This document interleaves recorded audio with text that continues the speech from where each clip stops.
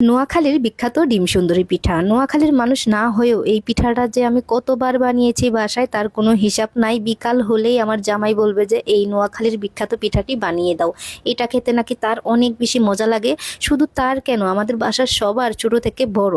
আর বাচ্চাদের টিফিন বক্সে দিলে তো টিফিন বক্স একেবারে ফাঁকা করে নিয়ে আসে তারা। বাচ্চাদেরকে এক পিস দিলে আরো 2 পিস চেয়ে নেয়, বলে যে তাদের বন্ধুরা নাকি চেয়ে খায় আর বলে যে তোমার আম্মু এত মজার রান্না কিভাবে করে, এত মজার পিঠা আমাদের একটু দাও, এরকম কাড়াকাড়ি করে খেয়ে নেয়। প্রথমে আমি একটা ডিম, 1 চামচ চিনি, সামান্য পরিমাণে লবণ দিয়ে ফিটিয়ে এক সাইডে রেখে দিয়েছি। এবার আবারও আমরা 2টা ডিম নিয়েছি আর দিয়ে দেবো স্বাদ মতো চিনি, সামান্য পরিমাণে লবণ দিয়ে দেবো, দিয়ে ভালো করে মিক্স করে নিব।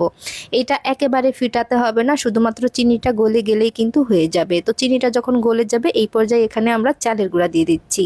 আমি এখানে 1.5 কাপের মতো শুকনা চালের গুঁড়া দিয়েছি। শুকনা চাল দিয়ে কিন্তু পিঠাটা বানালে অনেক বেশি মচমচে হয় আর খেতে কিন্তু দারুণ হয়। তারপর দিয়েছি এখানে 1/2 কাপের মতো ময়দা।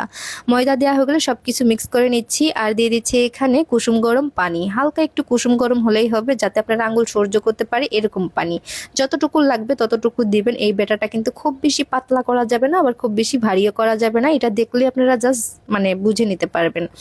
এখন হচ্ছে তেলে ডিমটাকে আমরা ভেজে নিচ্ছি। যে একটা ডিম আমরা মিক্স করে রেখেছিলাম ওইটা কিন্তু ভেজে নিচ্ছি। তো আমি একটু লম্বা করে ভেজে নিচ্ছি। লম্বা করে ভেজে নিলে পিঠাগুলা দেখতে সুন্দর হয়, খেতেও আমার কাছে ভালো লাগে, পিস পিস করে কাটা যায়। তো আমি এইভাবে করেই কিন্তু সবসময় পিঠাটা ভেজে নিই। তারপর আমি এই ব্যাটারটার ভিতরে দিয়ে দিব, দিয়ে এবার হচ্ছে একটা চামচ দিয়ে এভাবে করে মিক্স করে নিচ্ছি। এভাবে করে মিক্স করা হয়ে গেলে এবার হচ্ছে তেলে দিয়ে দিতে হবে। আমি আগে থেকে তেলটা গরম করে রেখেছি, এখন হচ্ছে তেলে দিয়ে দিচ্ছি। আর এখানে কিন্তু খেয়াল রাখতে হবে চুলার আঁচটা মাঝামাঝি রাখতে হবে।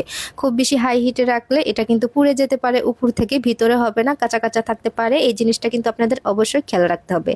এভাবে করে একবার ভেজে আবারও আমি দিয়ে দিলাম, আবারও ভেজে আবারও উঠিয়ে নিলাম। মোট কথা হচ্ছে এই ব্যাটারটা যতক্ষণ থাকবে ততক্ষণ এভাবে করে ভেজে দিয়ে দিতে হবে। এই ধরেন এটা 4 থেকে 5 বার ভেজে নিলে কিন্তু অনেকটাই এটা মোটা হয়ে যাবে। আমি কিন্তু 4 বারের মতো ভেজে নিয়েছি। তো আবারও আমি দিয়ে আবারও ভেজে নিব।